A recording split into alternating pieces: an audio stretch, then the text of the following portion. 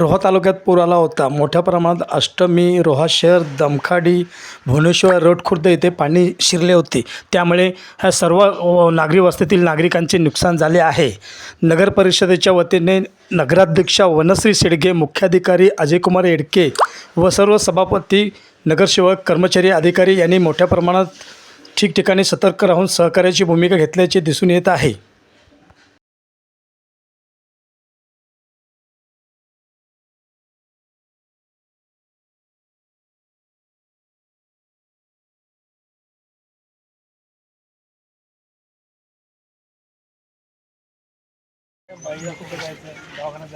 कुंडलिका नदीला पूर आल्यानंतर अष्टमी शहरामध्ये मोठ्या प्रमाणात पाणी गेलेलं आहे.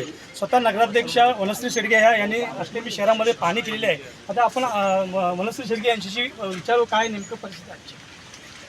खरं तर पाऊस काल थांबल्यामुळे सगळ्या लोकांनी साफसफाई करायला चालू केलेली होती, परंतु दुर्दैवाने पुन्हा एकदा मुळशी भागात पाऊस जास्त पडल्यामुळे पुन्हा एकदा डॅमचे दरवाजे उघडायला लागले आणि पुन्हा एकदा आपल्या कुंडलिका नदीला पूर आल्यामुळे अष्टमी गावात पाणी शिरलेलं आहे. आम्ही सगळे, मी स्वतः आणि माझी संपूर्ण टीम, मराठाळी असो, आंबेडकर नगर असो, कोळीवाडा असो, इथे आणि खालचा मोल्ला असो, इथे जास्त प्रमाणात पाणी गेलेलं आहे. परिटाळी आहे, सुरवेआळी आहे, ते इथे जास्त प्रमाणात जिथे पाणी गेलेलं आहे तिथे आम्ही पाहणी करून आलेलो आहोत.